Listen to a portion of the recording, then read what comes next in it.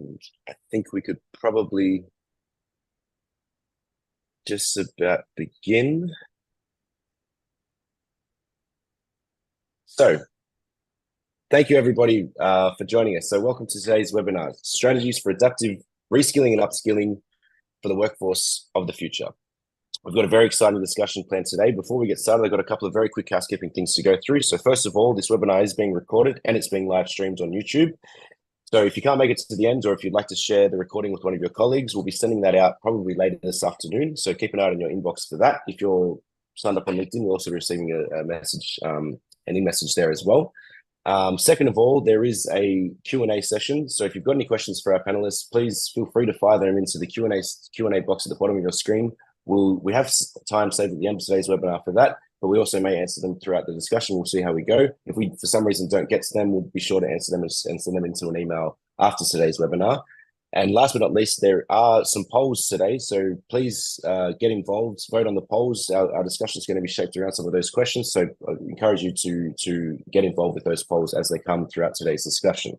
Now that those quick things are out of the way, it might be a good time to start by introducing our panelists. We've got two Roberts on the discussions. Just for everyone, we're going to be going Rob and Robert, so people know. So Rob, can you please give us a few words about yourself, please?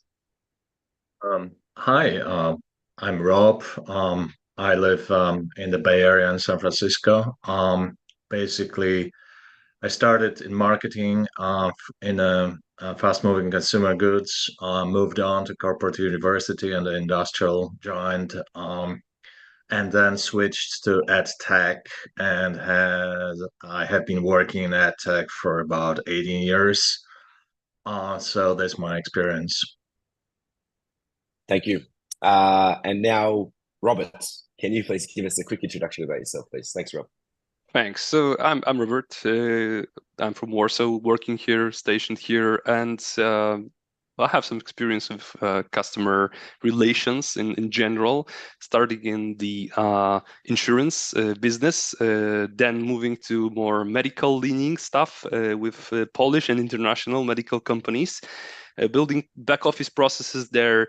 And now for 4 years, I'm happily married with this killer in the business, tech, IT, HR capacity. So starting with support, then success, and currently doing in between of success and sales a bit.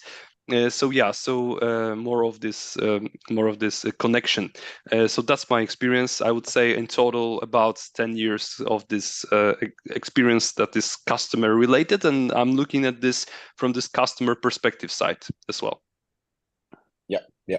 Very much looking forward to tapping into that knowledge. So thanks for that, Robert. And finally, Rolana, can you give us a quick intro about yourself, please? Sure. Hey everyone, my name is Rolana. Currently, I work as a business development manager at Clever LMS. Previously, I was working in recruitment, and basically for 8 years, I've been working with HR and EdTech industry. So today, I'm probably going to focus on e-learning and digital learning, and we'll be glad to share more about that. Thank you. And thank you everyone for those introductions. So as I said, we've got a lot to get through today. We've got plenty of questions planned. We've also got these polls, of which I'm going to launch our first poll, which should be appearing on your screen right now. And the question here is, which of the following skills do you believe to be the most critical for the workforce in the next 5 to 10 years? This is a multi-choice question, so you can vote for multiple things. We've got digital literacy, data analysis, AI and machine learning, cybersecurity, emotional intelligence and soft skills, creativity and innovation, project management, critical thinking, leadership and people management, or other. As I said, you can vote for more than one. We just want to get a bit of a forming kind of poll and background here before we jump into our first question for Rolana. So, and I can see that's almost all of you have voted. So if you're just joining, or if you've got it on another screen, please cast a vote, and we'll share the results in just a few moments. Okay, so I'm going to end the poll and share the results, which should be appearing on your screen now. And we have a tie for first place. And it's actually quite an interesting tie. So we have AI and machine learning with 70% and critical thinking the other top place getter with 70%, which is quite interesting because you think about the application of AI at the moment. Probably the one area that it really doesn't apply to is critical thinking. So let's jump into our first question, Rolana. I wanted to get your thoughts on the poll. So how can organizations effectively integrate the development of these skills that we saw in the poll into their reskilling and upskilling programs? These are some interesting results, actually. It's hard skills versus soft skills. And I'd say with hard skills, everything is much easier than with soft skills because basically you can just provide the knowledge, you can give assessment, you can easily give this information to someone and assess this information.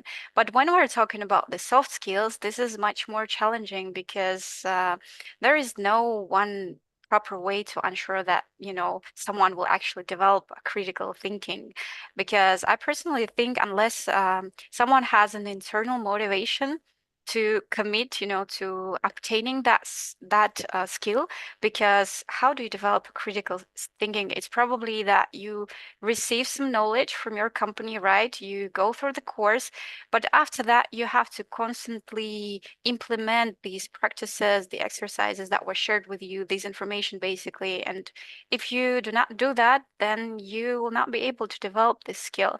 So if we're talking about AI and machine learning, I would say, there are like what you can do is definitely to go with any like digital or online course. It could be something bought from the third provider if that works for you, or which is actually the best way if this is possible, is to ask your internal experts to share their expertise and build the course, because with learning management systems nowadays, it is very easily done. You can record the videos, you can share the documents, you can create quizzes in there. And of course, it would require a significant amount of time to build these courses. But in the end, you are able to share the best practices, the use cases from your business, not something, external. And that would definitely give you some great results afterwards. And if we are talking about critical thinking, my recommendation here is probably that you always have to schedule some review sessions after the training course and to provide the assignment to people. Like, for example, after the course in a month, you have this review session and you gave the assignment before that you have to implement these strategies into like an amount of situations in your work life. So these people, they will keep that in mind, that they will have to tell you something in a month. And then probably if you are able to repeat it a couple of times just to, that make it stick with them, just to make sure that the knowledge actually sticks and they will be used to always use it in their in different situations in their life, then this is probably is something that can lead you to success. Yeah. There's plenty of things to unpack there. Interestingly, when we talked on a webinar earlier this year, we had a webinar focused on AI and how this is sort of impacting the workforce and stuff like that. One of the key areas that we talked about that AI kind of, a lot of people are scared about, is AI going to take my job? Is AI going to take my job? The one area that our panelists all agreed on was that critical thinking is the one area right now, and probably for the foreseeable future, that AI really can't impact our people's jobs or people's work. So this is probably a skill that people should be thinking about developing as if you talk about professional development and stuff like that. So it's very interesting that the poll showed that they were the top two results. So yeah. I definitely agree. But okay. Thank you, Rolana, very much for that. We're gonna shift gears a little bit here, and I'll bring this one next to you, Robert. We're going to talk a little bit about skill gaps here. The question here is, how can organizations effectively identify the skill gaps within their current workforce? Yeah, that's a very interesting question from the standpoint of where we are now and on the HR IT market, especially, like coming from my background and my current view of that is that the companies really struggle with identifying even the taxonomies that they have, and I'd say that's the cornerstone. So defining a taxonomy of skills within your organization, that's the first thing you need to do if you want to be really data driven, if you want to achieve something that is really measurable and that is really telling, that is really that can really be further used to boost these programs that Rulana was talking about, right? Because when we're talking about learning and education and the development of skills, the first thing you need to do is really go very deeply into, like, for example, like, who's a Java developer at your company, right? What they do, down to atoms, down to really particular skills. So I'd say, if the question is what can organizations do to identify these skill gaps, first they need to know what they really should have to operate, right? This is the base knowledge that they should be working on. And then through effective deployment of tools that are on the market, of these, as Rulana mentioned, LMSs, but also down to even ATSs in the pre-screening processes.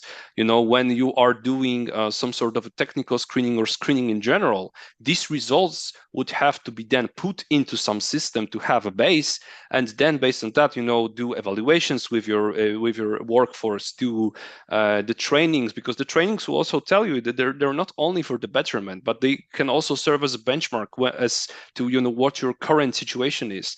But I'd say there are many tools of the skill mapping type, a skill taxonomy creation tools that can really boost that. So establish your skill taxonomy, work within that, onboard your employees into the system, then work on the data you get. This is my point of this would be my advice to any entrepreneur, any technical recruiter, or even a technical manager or manager in general. Leave the technical, but in general, managers, if they possess the right knowledge, they can target the skill gaps with the learning programs, with mentorship programs, and I'm sure that would be really measurable and useful for the companies right now.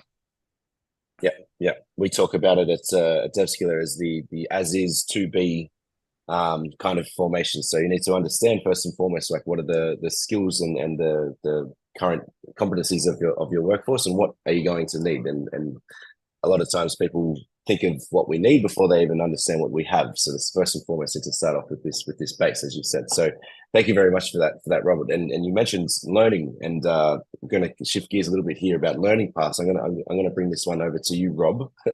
Just make sure that everyone's clear. We got Rob and Robert. So Rob, question here for you is, what are some successful strategies for implementing personalized learning paths in an organization?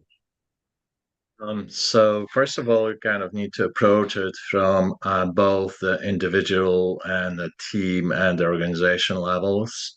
So basically, you conduct a skills assessment, you set personalized goals, and you make sure that there are regular feedback loops within. Then the second, obviously, you want to leverage technology, and that could be using effectively, as it was mentioned, the LMS. It also could be the adaptive learning technology.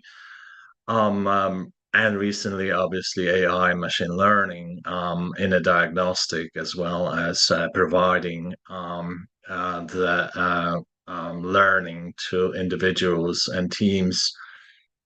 You want to capitalize on the mobile and remote learning options. You want to offer a variety of learning modalities. You want to mix the blended in class and just-in-time delivery. You want to probably use the mentorship and coaching if you can, and have a systematic approach within the organization. You also need to combine the organizational objectives with individual agency, where the employee agency and driving their own learning is very important. And you achieve that by empowering them with choice and providing all the choices. Obviously, you do all of that within the context what the organization needs, not only what they need today, but also what is going to be needed in the future. Because obviously, that is very dynamic picture, and you've got about 30% of the skills that were relevant in the past are going to disappear and you've got about 10% change year to year. So it's very dynamic picture, and you kind of it's a moving target basically. And then finally, you want to track the progress and the outcomes and what's happening, and that's related to having that good taxonomy that was mentioned, and having a good picture what we've got, what we don't have, and then tying individuals within that and showing them career path. If you want to be a project management in the future, this is a track you should take. That's pretty much it. Yeah. Yep. Thank Justin, you. Justin, if I might add one thing, I Yeah, think it's very important to because I mentioned, Rob, that it's important to know what you have in the organization, right? But I think first and foremost, you map the skills that you have. But it might also happen that in doing so, you'd identify some skills that you didn't even know you had, right? I mean, this may be a process of like discovering your organization's hidden potentials, right?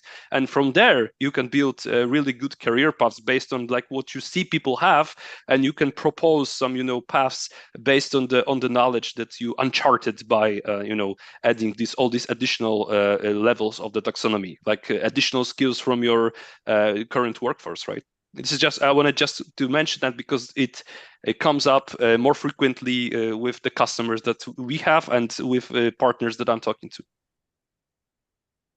Yeah, most definitely. And I think the other interesting thing that Rob mentioned there is about the life cycle of skills. This is something that we talk about all the time, where the life cycle of skills is getting shorter and shorter, particularly when we're talking about digital and technical skills. I think IBM released the report that some skills have a half-life of 2.5 years. So basically, in 2.5 years' time, or 2.5 years ago, the skills that you learn might not necessarily even be applicable, like have business applications. So that's why these learning paths and career paths are so important to keep people learning the skills that are needed for the future for your workforce. This is really important stuff. So, and I do see some questions firing in the Q&A as well. Please continue to do so. We will get to all of those questions at the end of today's discussion. So don't think we're not going to get to them. We're going to get to them at the end. So we are going to shift gears a little bit here and talk about mentorship as a particular strategy with learning. But before we do so, I'm going to launch our second poll here. For some reason it doesn't want to launch. Hold on one second. That's probably why. Okay, launching the second poll. I forgot to end the first poll. Apologies for that. So the second poll here is: what do you believe is the most significant benefit of mentorship programs in the workplace? Enhanced skill development, improved employee retention, leadership development, increased employee engagement, or other. This is a single choice option this time, so you're going to get one vote. And then we will again share the results on your screen, but this time remember to end sharing them. So it's only about not even half of you have voted, so please cast a vote if you're just listening in, and then we will jump into our next question. Okay, I'm gonna let it run for a couple more moments because there's still a few more of you to vote, but it looks like it's kind of tapered off. So I'm going to end the poll and share the results. So what do you believe is the most significant benefit of mentorship programs in the workplace? A resounding 75% of you voted enhanced skill development. We also got some votes for everything else, including employee retention, leadership development, increased employee engagement. So thank you for casting the votes there. I'm going to stop sharing that one and close the poll here. I'm going to stay with you, Robert, actually, if we talk about mentorship programs. So as a particular strategy with learning. So how can mentorship programs be structured to maximize their impact on employee development?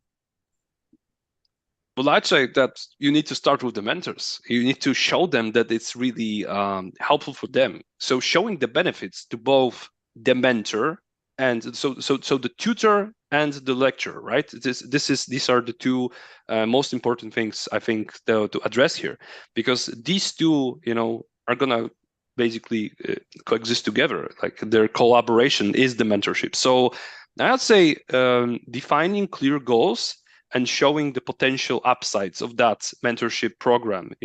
How you would structure it, that's the second thing. But I'd say, again, starting from the groundwork, establishing that, and how else you're gonna define that? Like even join someone for the mentorship program if you don't have a skill taxonomy. So again, to that, but once you establish that, of course, the way you could structure it is what Rob mentioned, defining a clear goal and also tracking the progress, because I would say this is the most important thing. So setting some KPIs, that's very important for both the mentor and the mentored person, and tracking the progress, agreeing on certain terms, and especially the communication from the leadership side, I would say should be very clear and very structured by the management to basically facilitate that. Thank you. Rolana, what's your thoughts, Steve? Just to add on what Robert has said, I just wanted to share some case that we had with the client. So basically they had their own mentorship program called Women in Green. Maybe you heard like Women in IT. Basically, this is very similar.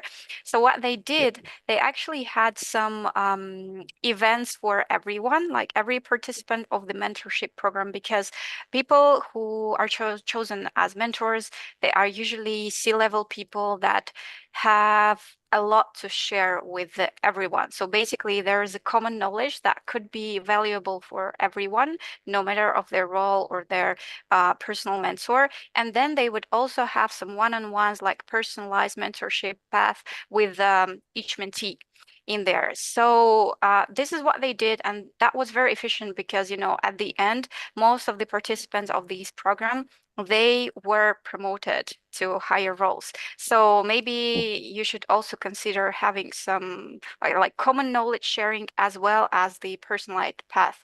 And another thing is, of course, I'm going to talk about moving everything to digital. So everything that Robert mentioned, like goals and KPIs and overall the schedule of the program, the events, etc., it is better to have it in one place, like an LMS or any other system that you have, so that both mentee and mentor will have a clear picture, and it actually will make them more disciplined, right? Especially for the mentors, because it is better for them to know everything in advance. And another thing that, these systems, most of them nowadays, they have their mobile apps, and it really makes it more convenient. For example, if we're talking about things like assignments, then the mentor can do it wherever.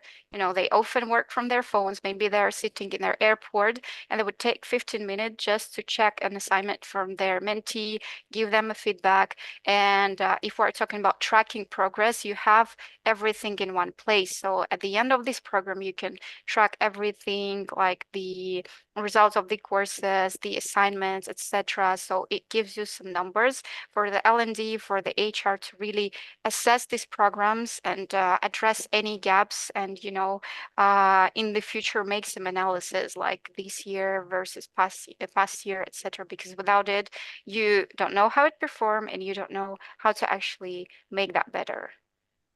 That's why the data is so crucial, right? I mean, this is just the data-driven approach is the thing right now, and that's a very good reason, I would say. Yeah, I think the value of mentorship programs can't be understated. In research for this webinar, I was looking up some statistics. I have one here. 84% of US Fortune 500 companies have mentorship programs, and I think 100% of, like, I can't remember if it was the top 100 Fortune 500 companies have mentorship programs. So I think it's pretty telling to say, like, if all the big players have these programs in place, it's kind of telling that this is a really valuable process to be implemented in an organization. So, and that it all starts with data, as you guys said. So thank you very much for those insights there. Rolana, I want to stay with you, talking a little bit more here about continuous learning.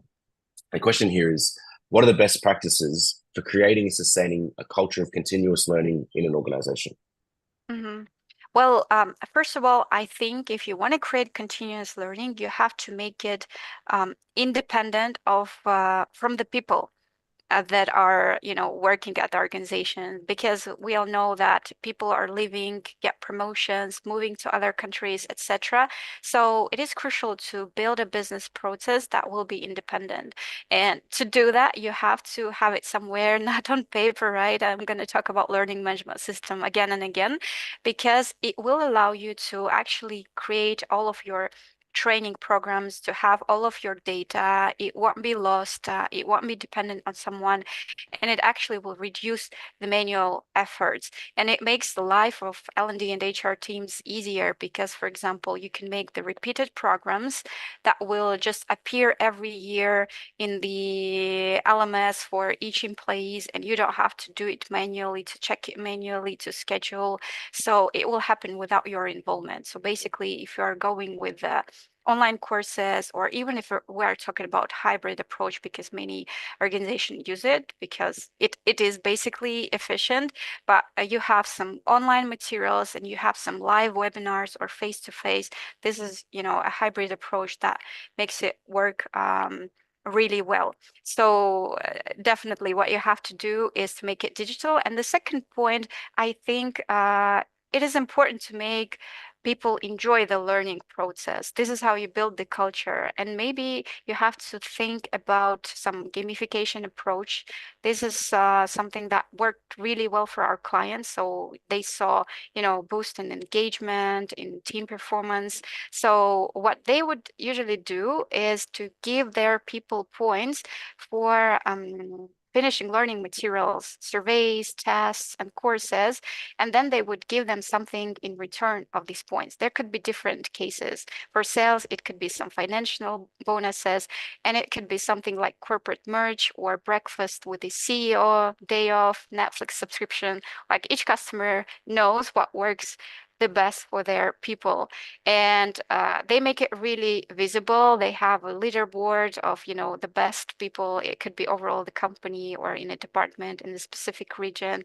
They have their points. They have their gift store right in an LMS where they go, and they, just as an online shop, they would go and buy something in exchange for these points. So finding the ways of making this process more interesting and engaging for people is also very important to build this continuous learning approach to our company and culture overall. Yeah, yeah, yeah. One of the things we very interesting, you talked about the gamification process. It's definitely something that we're seeing more and more. But one of the things we've talked about in the past as well when it comes to continuous learning is developing a culture of continuous learning really starts at the top of an organization. So this is something that really starts with leadership. So it's a top down kind of approach.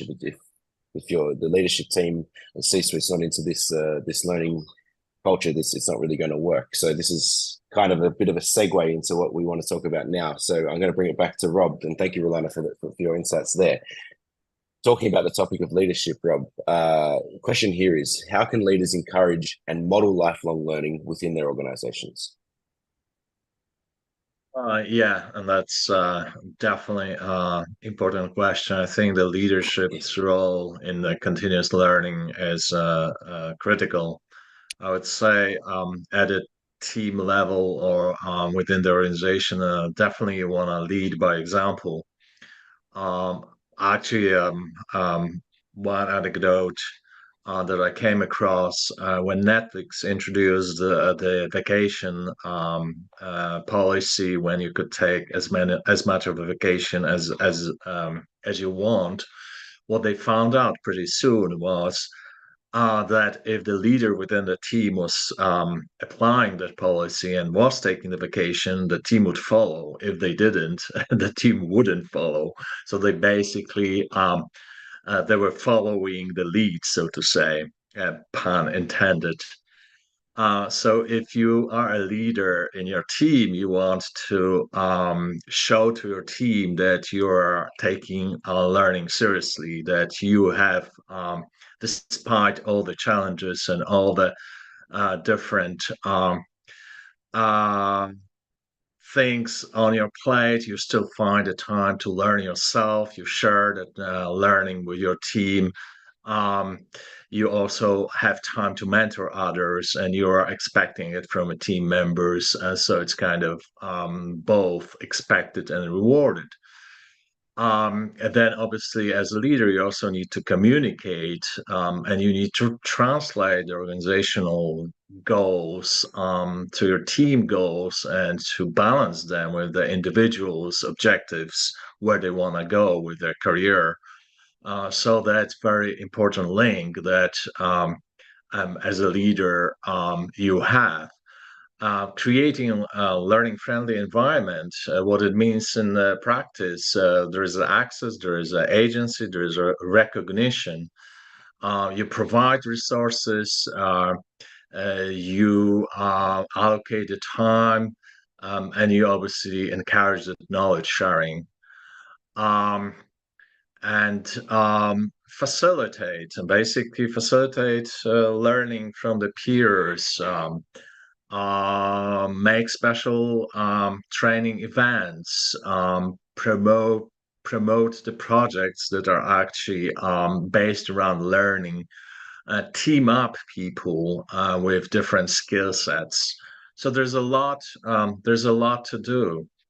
Obviously, there's also information overload. So sharing those experiences or vouching for some good training initiatives that are happening outside of the organizations, or even bringing that knowledge back to the team and sharing it with the team. Those are some of the strategies. Um, Leveraging technology, that would be another one. Leveraging e-learning tools, learning applications. So again, now the one that is obviously came up in our poll is a focus on human skills or soft skills. Soft skills, yeah. That's very important because in again the information overflood and all those skills you could be learning, you need also to focus on like the critical thinking of this is almost complementary, like you need to switch on your critical thinking to move ahead and acquire knowledge and skills and where we go with that. So yeah, I mean there are many ways under consideration that you need to take into um, uh, consideration, and the leaders central within that time frame, because they by example, by leading by example, they're showing the path to the team, and the team is going to follow. So that's basically the model. Yeah. Yeah, I think I might just stay with you quickly because we have this question here about from Ivan talking about, as assessment and development of skills would be driven by leaders, wouldn't the development of leadership skills be crucial in order to ensure that learning and assessment development is done expertly? So this, what's your thoughts on this one? It's staying on the topic of leadership. So it's leadership is basically central and coming back and kind of especially within and so there are basically two paths. There's that hard skills that we need to learn, and as we mentioned before, they're very tangible and easier to measure.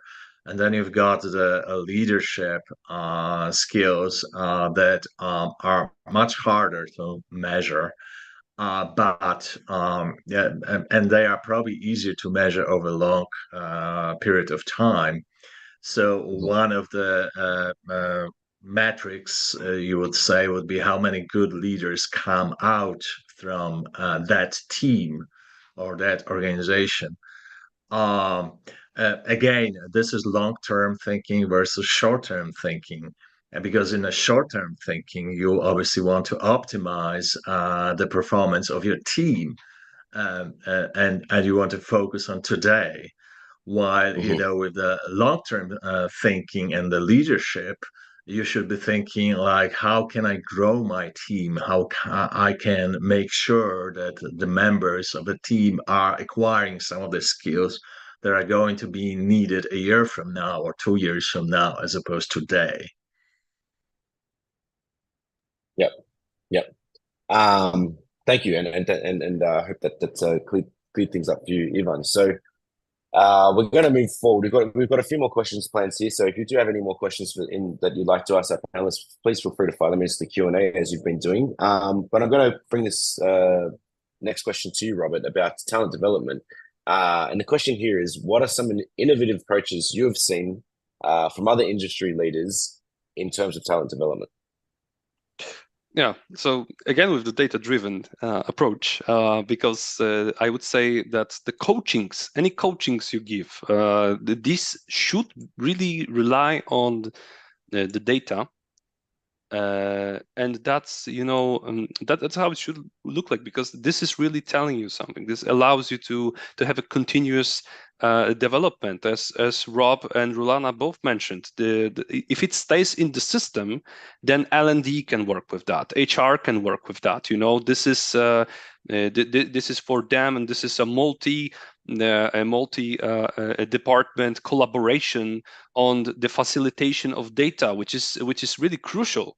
This is one thing I want to mention, because so with the data-driven coaching, really, and where it corresponds to some vaster strategy, and what are the conjecture points, like what are the joints of all these processes within the organization. But the another thing is, surprisingly, over the years, I've noticed that many leaders in the industry, companies like Microsoft, like Google, like many of our customers that are really big tech leaders, have these internal talent marketplaces, which I would say there are really a revolution in the terms of how you can approach the developments internally.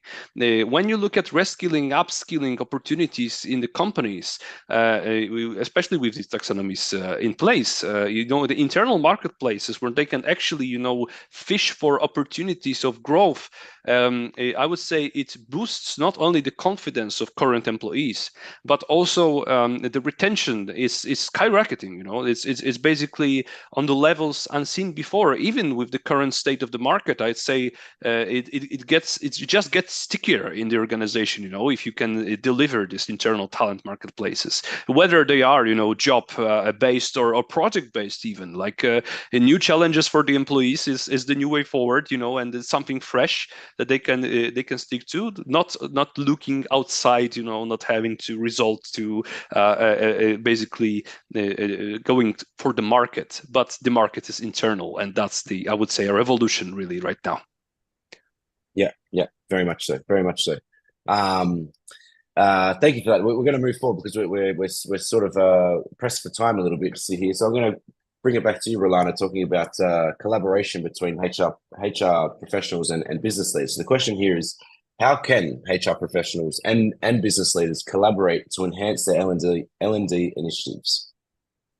Well, I would say that requires an proactive and open position from each side, because HR is not aware of all the problems that business faces unless they come and tell them about that, as well as business is not aware of everything HR is doing and facing. So it is very important for business to come with a straightforward request, so they know that they have certain knowledge gaps or skill gaps in their team. So they come to HR and they tell that I think that we need these and these, like courses and programs, or what can we do to upskill these employees.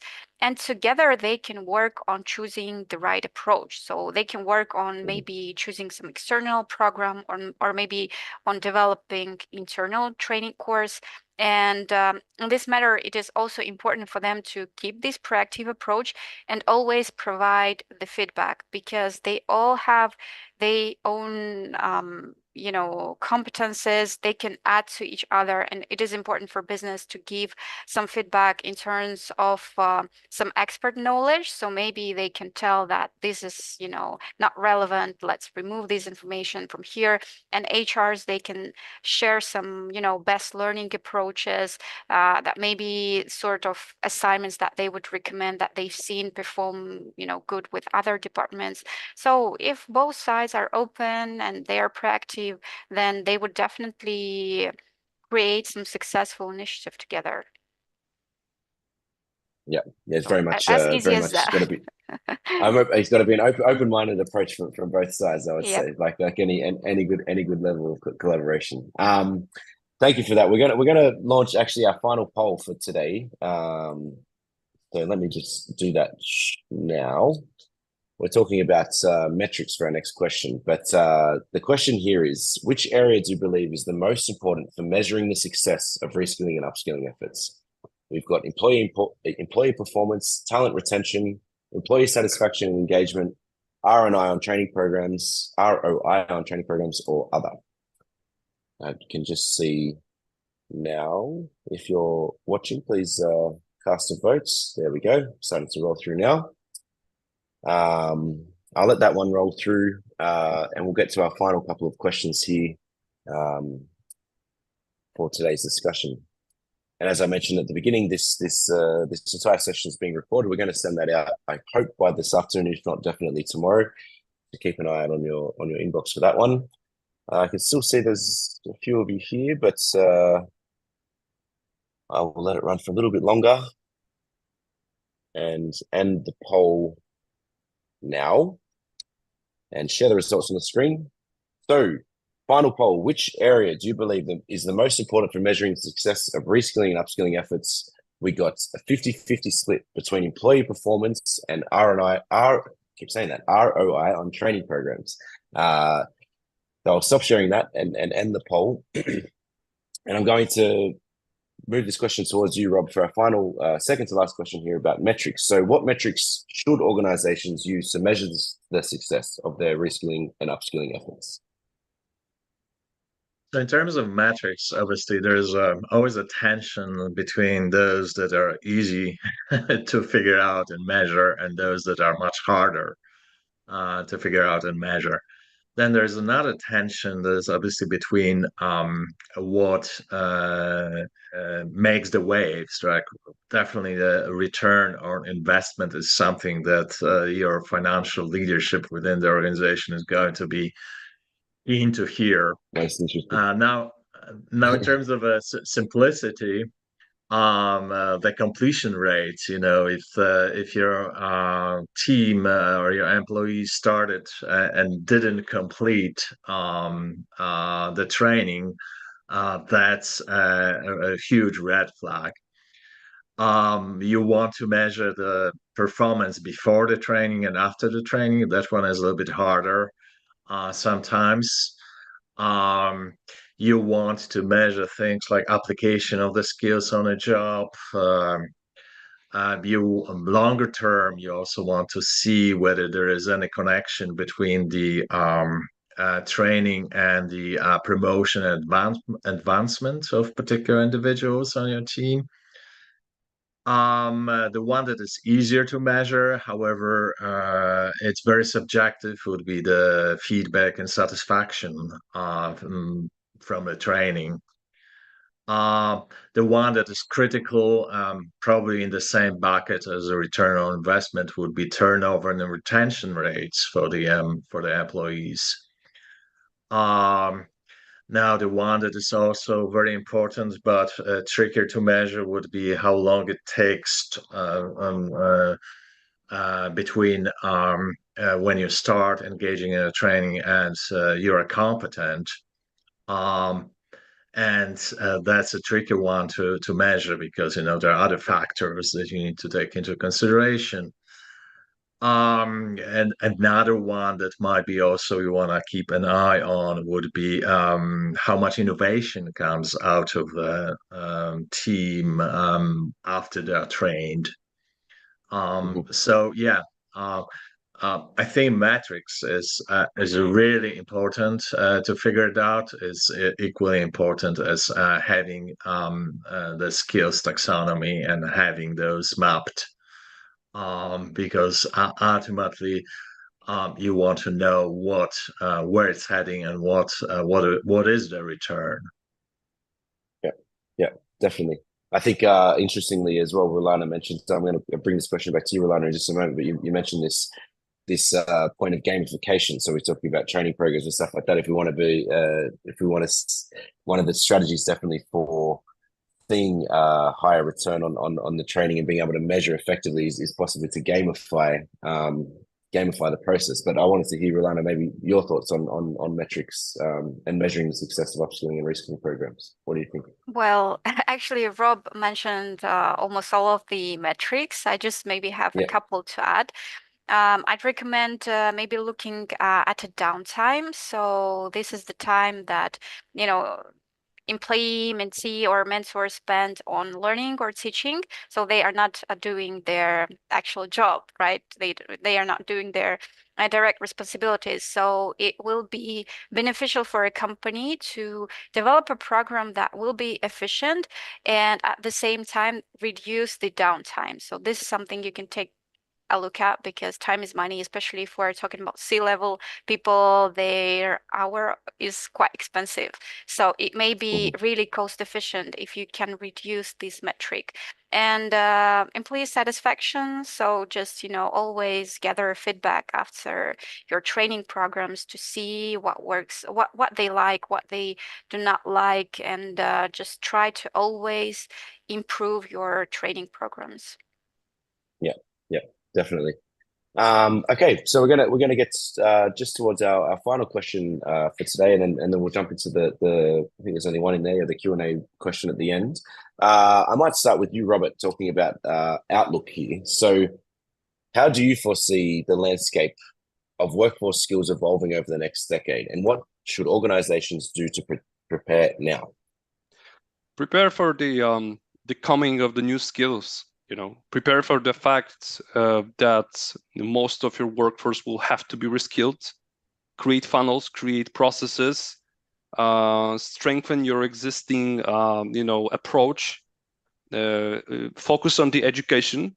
Be mindful that your workforce, even with great retention, is not going to be there forever. So build strong processes for the organization to endure and to be prepared for the new wave of skills, reskilling, upskilling programs through mentorships and through the introduction of LMSs. I'd say this is my perception of moving forward in the tech industry, that we're going to look at rapid reskilling in the next few years with the advancement of, because AI is advancing right now, but it's going to be plugged into every system that's possibly pluggable into, right? I mean, it's going to facilitate everything. So the game will change, and it is changing now ever so slowly, but it's going to be more rapid. And I'd say prepare for the highest speed chase, but you're going to be there and you're going to handle it if you have everything set right, if you have the right processes, pipelines, that is just going to flow through that, like water through a well-established like riverbed, So I'd say prepare for the future with building strong pipelines, processes, and introducing all these tools that we talked about, all these structures with your organization.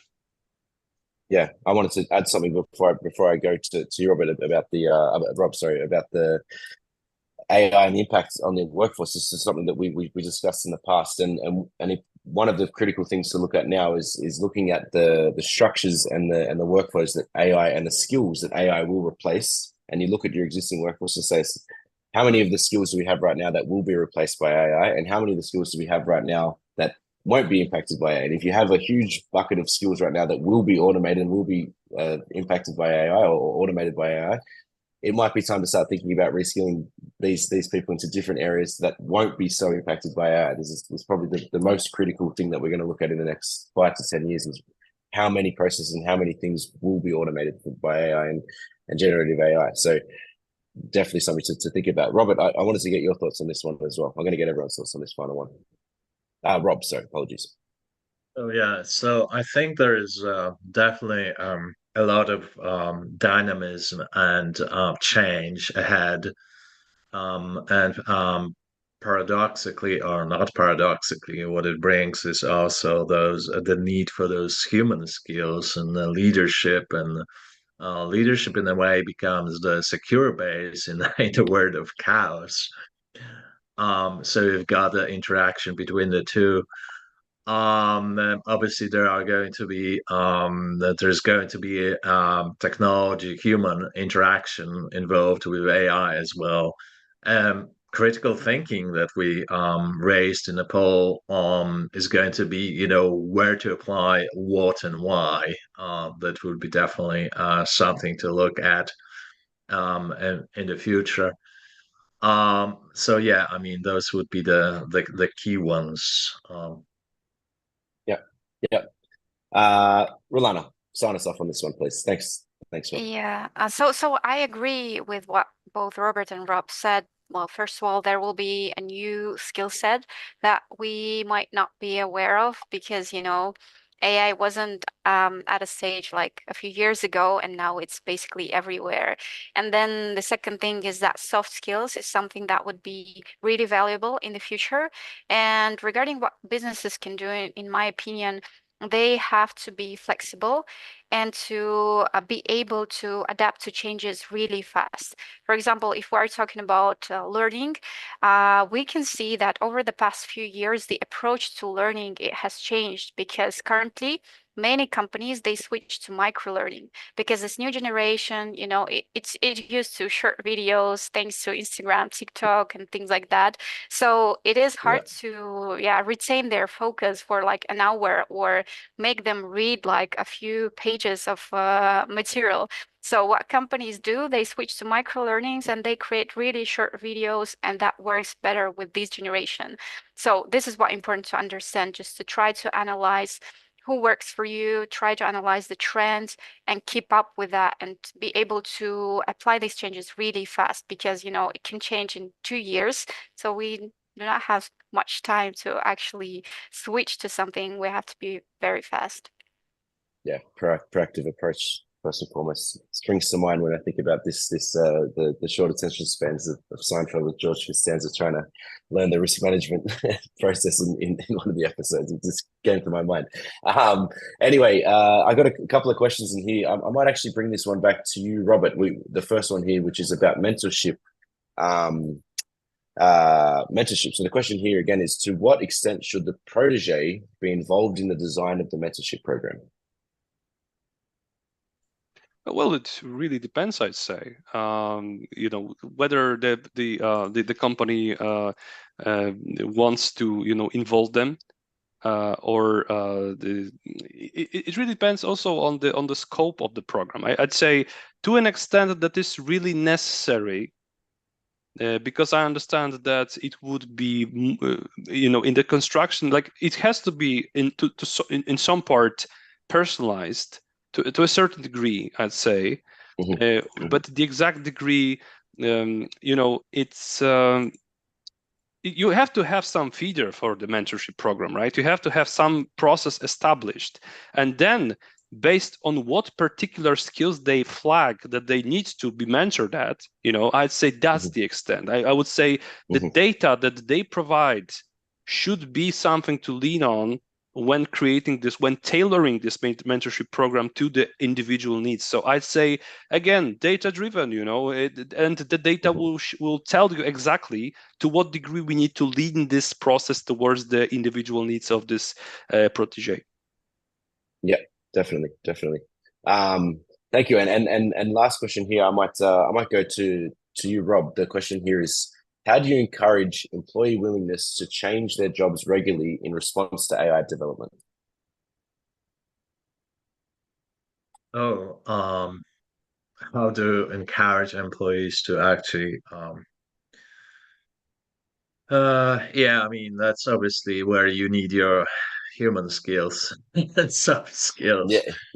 The reason I'm calling them human skills because there's a latest theory that that's better term for soft skills. I mean, but throughout all my career, they were the soft skills, and again, the argument would be that some of them are not that soft. Yeah. But basically, you need to know your team. You need to really, as a leader, down there, you need to know what make them tick, how to push them in a way that they don't feel pushed, how to listen. So basically, where they want to go. You also need to realize that they may change their mind. They know something today where they want to head, and half a year from now they may change their mind. and you need to be fine-tuned to that, flexible, and kind of push their buttons. In terms of mentoring and the coaching, you also you have to realize that it's a two-way street. I mean, some of the people, experts in the field, are even recommending that you sign a contract when you coach. I mean, as far as you know, what is the outcome of the coaching, and I think also the ultimate competency that you can show as a coach or a mentor is in the skills, is that you are able to pass those skills to as many people as possible. So I think it is important at a leadership level to know your team and to know what makes them tick, what motivates them, and how to leverage that. Yeah, yeah, yeah. Regularly checking in, I guess, is probably something else to add there. We can't understand what your employees are thinking without sort of doing these feedback programs and stuff like that as well, which is critical to keep going as regularly as possible. So we are out of time and through our planned discussion. So I wanted to take the opportunity to thank first and foremost all of you for joining today's webinar. Thank you very much for joining. I also wanted to thank Rob, Roberts, and Rolana for your insights shared today. As I mentioned at the top, we will be sharing the recording to this webinar this afternoon. We also have a slate of webinars coming up in the next couple of months. So please keep an eye on your inbox for those invitations. But thank you once again, and have a great rest of the day. Thank you guys for joining. Thanks Goodbye. for having me. Yeah, have a great day.